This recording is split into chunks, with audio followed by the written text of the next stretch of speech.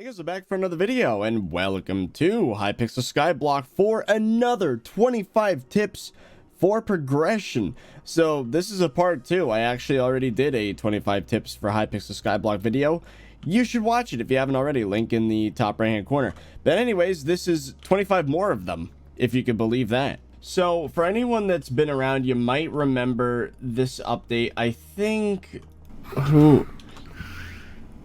That's the wrong person. So for the first suggestion, I'm gonna visit the election room, and you might remember Aatrox. Now, I know everybody looks like me because Nick Hyder.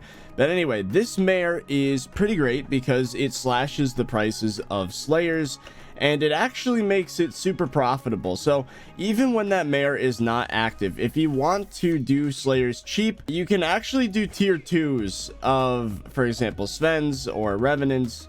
Especially tarantulas. Tier 2 tarantula actually makes a decent amount from toxic arrow poison.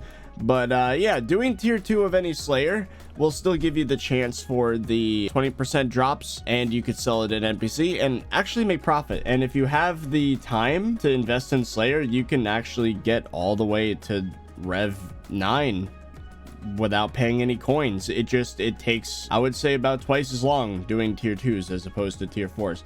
But you know what?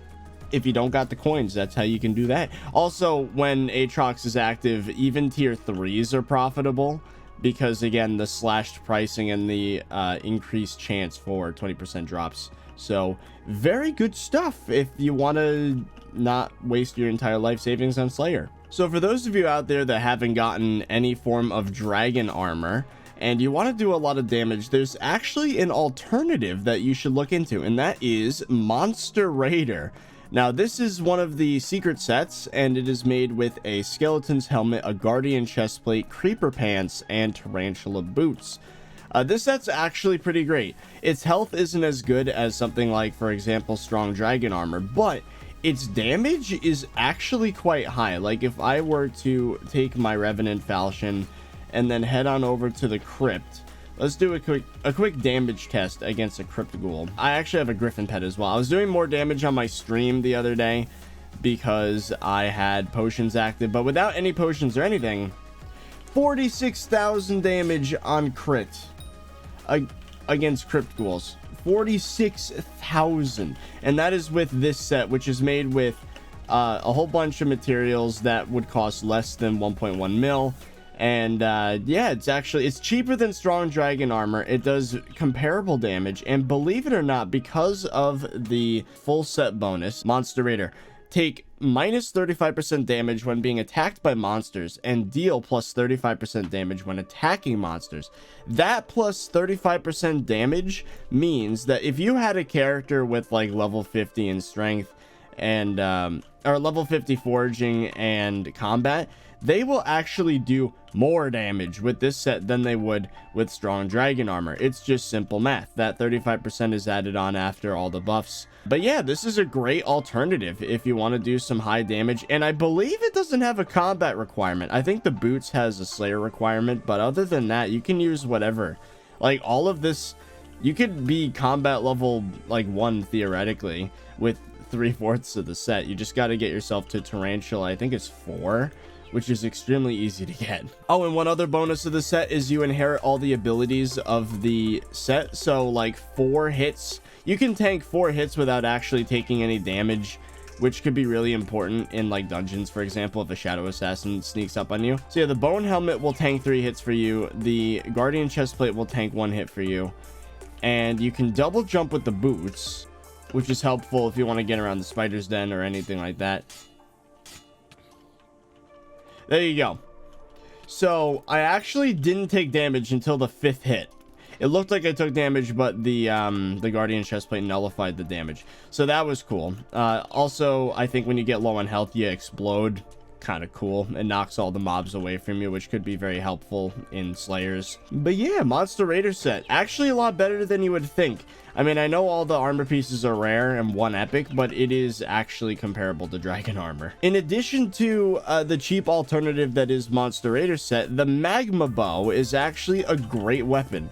A lot of people probably know this already because I posted several videos about it, but for a while the Runan's bow was widely considered the pinnacle of the you know, mid-game bow experience. But it turns out Magma's better. So it has an ability that doubles your damage every shot, and that ×2 multiplier is added on at the end of the damage calculation, which means hot potato books, for example, will also get doubled. All of your damage increasing enchantments would get doubled. Your reforges would get doubled. And it turns out that one shot from a magma bow with magma cream in your inventory or quiver is more than the damage output of a Runan's bow. Now, for a while, people thought that the Runan's was still better for dragons, but it turns out, again, with a high combat level and a high foraging level, you can even surpass the damage of all 3 of the Runan's arrows with one magma bow shot. So it's a crazy bow. It actually is stupid overpowered, and it only costs, like, if I were to go into combat collections,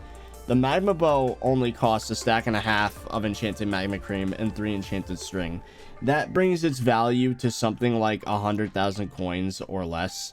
It's actually stupid, but yeah, would highly recommend magma bow. Here's another talking point. If you'd like to do more damage in dragons, you should actually save your toxic arrow poison that you get from tarantula slayers, because it will give you a 10% buff, and it is a good way to make money. I'm not gonna deny that selling it to the NPC isn't a bad thing, but I don't know, just keep like 1 to 2 stacks of toxic arrow poison in your ender chest. I did have 4 stacks here, but I had to sell it to give myself a pet item, but very much worth it. Would highly recommend at least keeping a few stacks of toxic arrow poison just stored away for a rainy day. I don't know, maybe there's a superior dragon and you want to deal as much damage as possible to leech as many frags as possible, you know? Come on, I need SkyBlock. No. So it turns out that fuming potato books remove anvil uses. Now, I'm not sure how permanent this feature is going to be, but hey, as you can see with SkyBlock add-ons, it shows my anvil uses at the bottom there, 2. So if I go over to the advanced reforging and I add a fuming potato book to it, it now has 1 anvil use. I add another one. Now there's no anvil uses on it. So kind of cool. I heard from a certain source that anvil uses as a whole might not even be a concept anymore. So here's a fairly obvious one. If you don't have any travel scrolls, this is the SBA menu, by the way.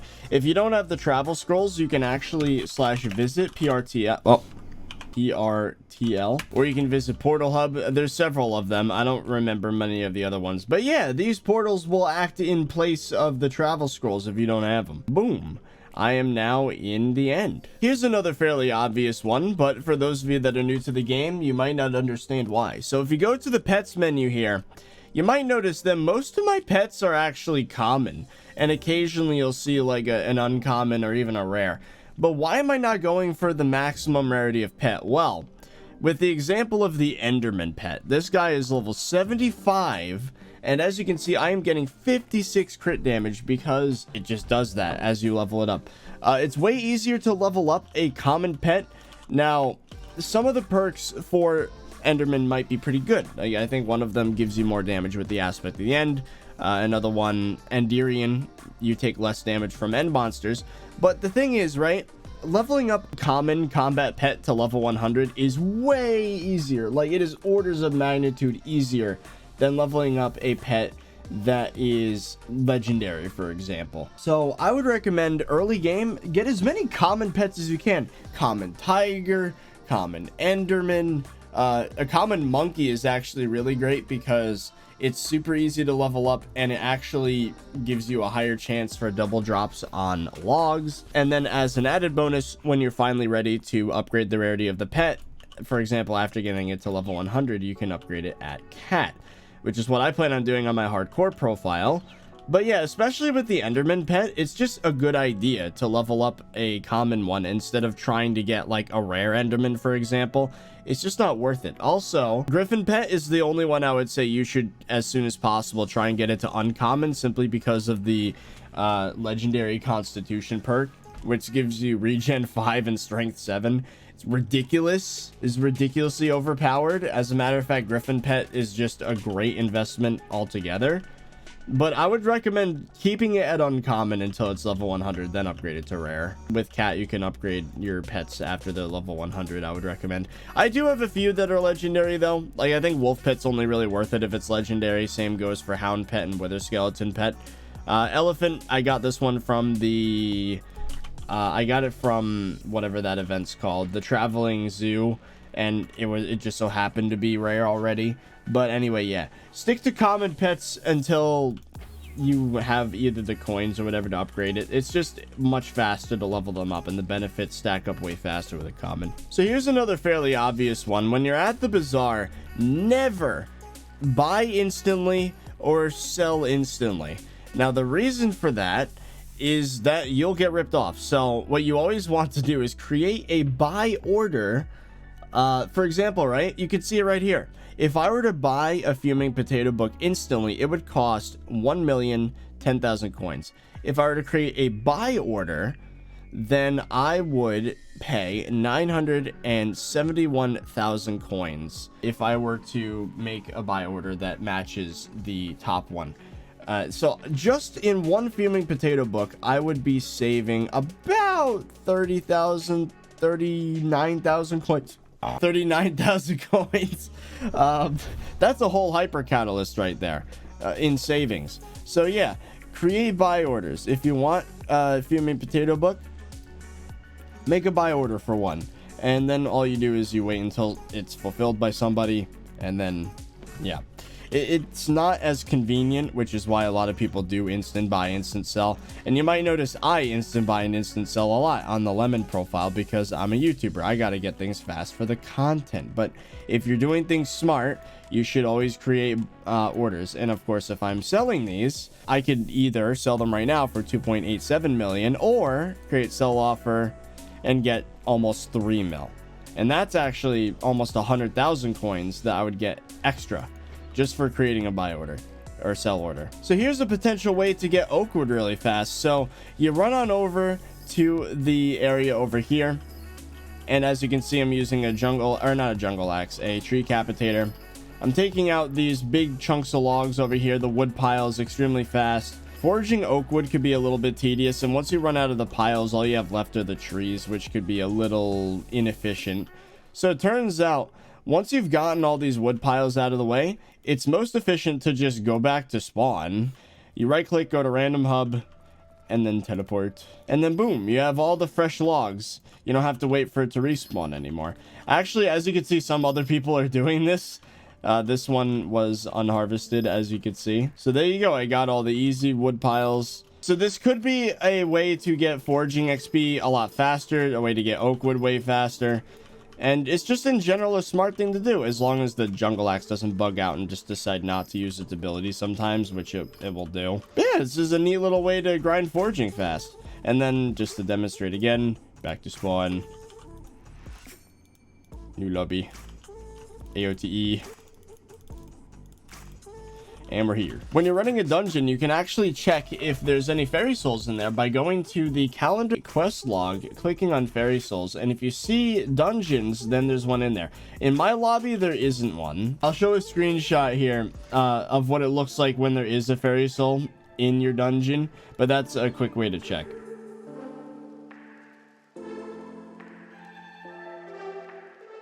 If you survive until higher levels of dungeons or higher floors of the catacombs, if you go to the Ophelia NPC, you can purchase increasingly good...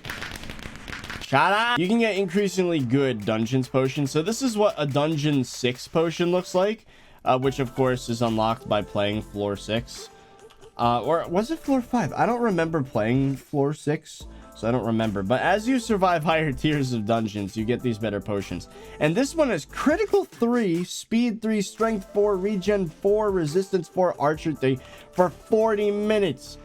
And that is incredibly helpful because, you know, crit 3 potions is basically the standard at this point if you want to like grind zealots. Now, of course, there are the god pots, but those cost like 200 to 400k. This costs like 30k, so I mean it's extremely cheap, and it will keep you topped up on your favorite potion effects. And then I can only imagine how good these are gonna get when they release Catacombs floor 10. I mean, a dungeon's 10 potion. Ridiculous. I thought this was common knowledge, but people apparently don't know how to optimize Mastiff Armor's ability for the maximum health. I get so many comments like, how do you have 30,000 health? How do you do so much damage with the shaman sword? How do you not die to Svens? What? My Mastiff Armor only gives me 10,000 health. All right, so I'm on my hardcore profile. If we go over here, you'll notice I have my Mastiff set, right? I'm not actually going to do anything with it. As you can see, I've only got 13,000 health. In one of my recent videos, I was all the way at 30,000 health. Now, how does that happen? Well, Mastiff Armor, if you read, the full set bonus is absolute unit, which means you gain 50 health per percentage crit damage. And you also regen, which is cool. But again, the most important part is that massive health buff. So how do you get your crit damage up?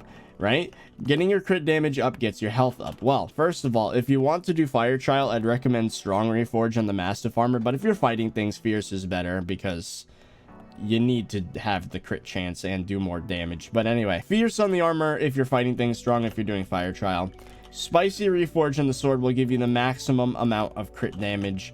Reforging all of your talismans, mine are reforged to forceful and strong, but what you're going to want to do is put everything on hurtful, because again, maximum crit damage. Once you've done that, you can also top yourself up on some potions. I would suggest critical 3 and spirit 3 at least. There's a pet. So Enderman pet is great because it literally, the whole point of it is that it gives you crit damage, but it's also good to have something like a wolf pet because it gives you true defense if you're doing fire trial. Rock is a good one as well because of the true defense for the fire trial. But in general, I would say Enderman pet is pretty high up there. Griffin pet is also a good option, but it gives you a lot more stuff other than just crit damage. So farmer boots and the obsidian chestplate is actually a great alternative to young dragon armor when you're doing something like foraging or farming or killing zealots for summoning eyes.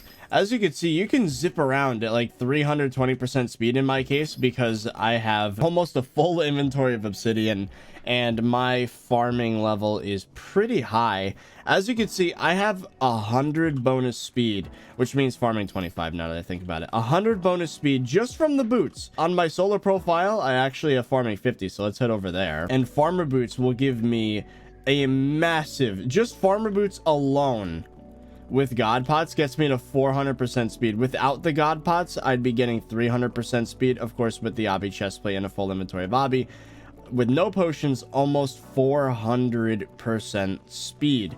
And again, this is beautiful for farming zealots, and this is just the boots.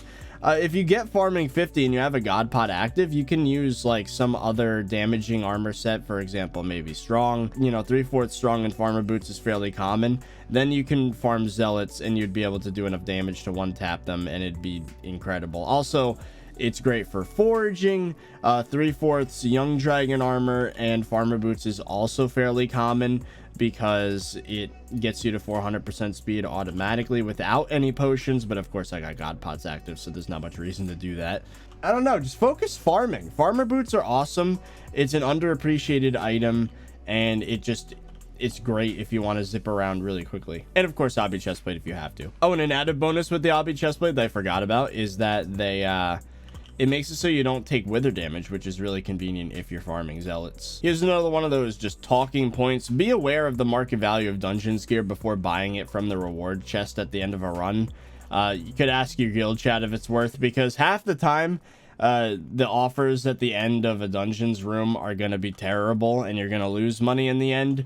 So yeah, for example, a lot of people think that it's like, oh, I just found adaptive boots in my floor 4 chest, I should buy it. No, you can buy them for like probably, I would imagine, half of what the dungeons chest offers you. It's at the scam. But yeah, just pay attention to the prices. So if you go into Slayer recipes, you might notice there's such a thing as Revenant armor. What exactly is it? Well, it's, you know, a zombie slayer item. It's basically meant to be the tarantula armor of, or the mastiff armor for revenants. But the thing is, it's actually pretty useless and it's extremely expensive. I mean, look at the chest plate.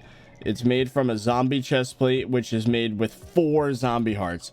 Absolutely ridiculous. Now, I'm going to prove to you right here, right now, that you can do this with other sets. I'm using Superior Dragon, which is obviously ridiculous. So you know what? Just to bring home the point even more, we're going to use Strong Dragon Armor, which is not nearly as expensive. It's only about 2 mil, and it actually works pretty well with an aspect at the end. As you can see, just one tap to rev champion with a warped AOTE.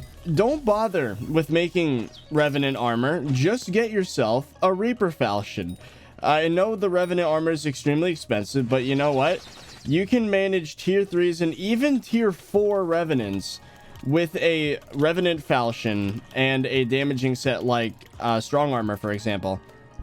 And there you go, just got a Rev Catalyst. But yeah, trust me, it's not worth it. Even a Revenant Catalyst will do more than enough damage to take down even a tier 4. Just the other day on my hardcore profile, I took down a tier 4 Rev with a Revenant Falchion and Monster Raider armor that I had gotten all myself without any dragon armor, and especially without Rev armor. So some grinds in this game are not worth doing manually, as you could probably guess. For example, the beginning few stages of the mythological and shark events. Just buy your way through the first few stages of equipment, because the gear will increase the rate in which you get those event items, if that makes sense. So for example, right, mythological event, if you have a level 1 griffin pet and you're just starting out with this stuff, I mean, look at how cheap griffin feathers are. It's only 500k per one, so for 200,000 coins you get enough to, I'm pretty sure, to make an upgrade stone. Okay, so you need about 400k worth of feathers to make a base upgrade stone, another 400k, so 800,000 coins to get yourself to an uncommon griffin pet, versus spending 2 hours just to get that many feathers. And you know, as you get a higher level of griffin pet, you fight better bosses, you get more griffin feathers, and it just gets to a point where if you're maxed out, you actually get feathers so fast that, you know, it just doesn't make sense to start from the absolute beginning. With the mythological event, I'd recommend just going up to uncommon, maybe rare. But the fishing event is also, oh, don't do this with the refined minerals. That's just way too expensive right now. Fishing festival. So this is a more obvious example, because if you look, right, 500 coins for a nurse shark tooth. And at the start of the fishing event on my hardcore profile, it took an hour to get one of these. 500 coins. And then you have the blue shark tooth, which is 5,000 coins, which is still, again, it's nothing. Absolutely nothing. And if we go to our recipes here, and then we go to, I think it's still combat. No, it's fishing. Look at this. Grants a 5% chance to get shark teeth, 10%, 15%, 20, 25. Why would you grind for any of these manually? Just craft the talisman. I mean, great white, yeah, you're gonna probably want to grind for it instead because it's expensive. But anyway, long story short, recognize when a grind is taking too long and it's not worth your time, and you'd just be better off buying things from the bazaar. You'd be surprised how many things are like that. Spooky Festival is another great example of that. Like, why grind to get, I don't know, 8 purple candy in one whole event when you could just purchase a spooky set or a bat person set and all the appropriate gear, like a, you know, a candy artifact, and then just get yourself like a stack and a half of purple candy per event. It just makes sense. You're just wasting time if you're not doing that. If you're looking into getting into fishing for the first time, here's what I would recommend. Wait until a Jerry Festival is available, which for me it is not. But if you go to the calendar and events, for me, there's one in 10 hours. So, you know, the island's going to open up. In the shop there, you can purchase a winter rod.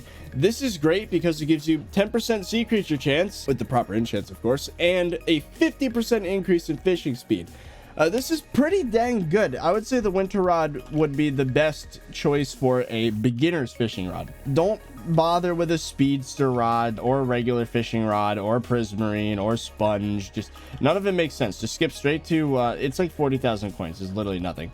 I mean, you probably shouldn't even get into fishing until you have at least some progress done. So yeah, just buy a winter rod, max it out, and then use it as long as you can until you are able to get the challenging rod, which doesn't have as high a sea creature chance. That might be because it's unenchanted, but you can upgrade the challenging rod to a Rod of Champions, as you can see there, and then you can upgrade it again to a Rod of Legends, like that. And then you could upgrade it even further using the fishing event to, I think, Rod of the Sea or something. But yeah, the Winter Rod's a great starting fishing rod. Oh, and also prioritize Angler 5 if you're enchanting the fishing rod, because it's the most important enchant, gives you sea creature chance. Oh, and fishing speed second best. Oh, and also equip a dolphin as soon as you get it. I think it's after 2,500 or is it 1,500? I don't know. Sea creature kills, maybe even 500. I don't remember, man. But this is one of those progression based pets, just to, you know, kill a certain amount of mobs and then you will unlock it. So immediately equip that, get in a crowded area to activate pod tactics. It's a great little ability. It gives you tons of fishing speed. Oh, and craft tons of spiked bait. It costs almost nothing to make, and it will, again, increase your sea creature chance. If I go into fishing collection, pufferfish, I think. It's one fish, one pufferfish. If you don't want to grind for it manually, you can go over to this NPC over here, and you can buy 10 stacks of each. 10 stacks of spiked bait. Thanofish! And yeah, it'll give you a crazy good chance to, well, it'll give you an extra 6% sea creature spawn chance. Again, the most important stat in fishing. And then speed is second best in my opinion. Oh, and if you're on the Jerry Island, instead of spike bait, use ice bait, which you can actually buy from one of the NPCs there. This one should be fairly obvious, but put diamond spreading in every single minion you have, unless it requires something like a flint shovel or an auto smelter. Or a compact, wait, yeah, auto smelter. It's literally free money. Like, just put diamond spreading in every friggin' minion you have. It is incredible. I mean, this is a fairly obvious one, but hey, if you're just starting out SkyBlock, you won't know these things. I actually put a minion expander because I really wanted fishing collection, but whatever. Here's another early game one. As soon as you unlock the deep caverns, you can actually avoid the lift operator quest things. You might remember, as you're trying to get through the deep caverns, it's really annoying. Talk to him, and then before you actually attempt going down into the caverns at all, there's a little method you can use to cheese it, right? So instead of spending all of my time actually progressing through the deep caverns in the legitimate way, you could just do this. And there you go. Now I have, oh wait, hold on, it didn't unlock diamond reserve. Let me jump down again. There you go. So now, oh wait, now we gotta hit Obsidian Sanctuary again. I think we're good. There we go. Now we have everything unlocked. We can just immediately go down to the Obsidian Sanctuary and then realize, wait, this is too strong an area for us, and die. To make the Harp easier, you can actually go into your controls and map attack to the middle mouse button and pick block to left click. And then if I go in here and steal the Harp from this guy, when I left click, you might notice that I am actually not picking up the block. And what this does is it reduces the load on the server and reduces lag. So theoretically, this should make it a little bit easier to do this. You might have noticed me doing this on like every profile ever, but put a hopper down on top of your brewing stand. It'll make things a lot easier for brewing. One little trick though is you can't actually directly click on the brewing stand with a block. So place a block down, place the hopper on top, remove the block, put the brewing stand, and then it allows you to have some level of automation, just so you don't have to be sitting there just to put every single ingredient in. So like, for example, I'll put this in, nether wart, and then let's say I want to make, I don't know, critical potions, right? So we grab a flint. I want to upgrade its duration. I want to upgrade its potency, and this is the only time we have to wait is when putting in the base ingredient, which is the flint in this case. There you go. And then we chuck these here, and then we could just walk away and do whatever we want for, I don't know, a minute. Unfortunately, the hoppers typically won't work with the base ingredient. Again, the flint, or if you're doing haste, the coal. I don't know why it does that. It's a weird little quirk with the system. Oh, and here's another fairly obvious one. If the mob noises on your island are annoying, especially with gas minions, you might notice this is where my gas minion used to be. You could put down a haste block.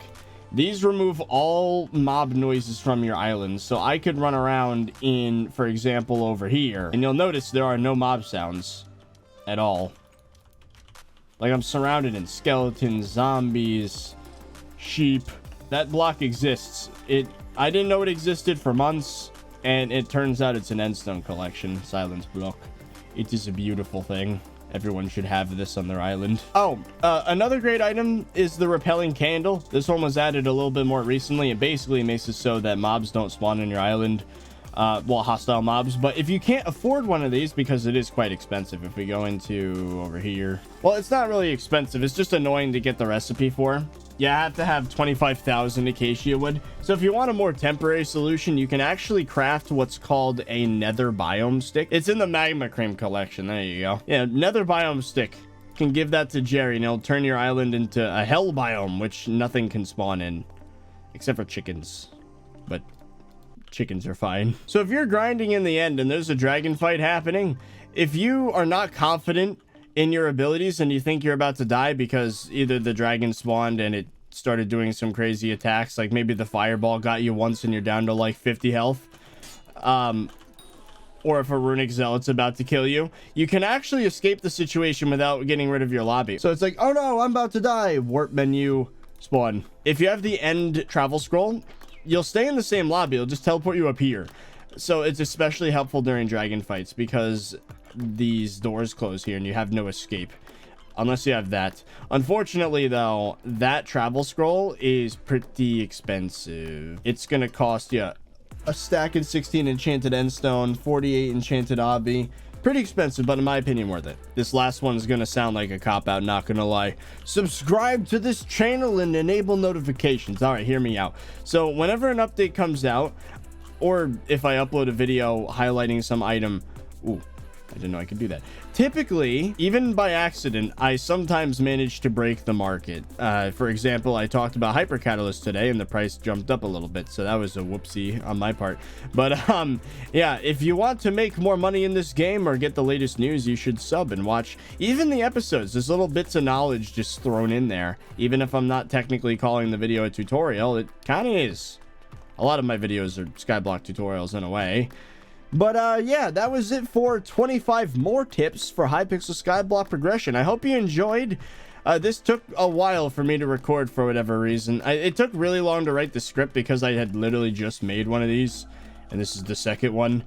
50 tips for a game that hasn't received a content update in a while is a little difficult. But anyway, yeah, I guess that's it. So, I hope you guys enjoyed. And I'll see you guys later.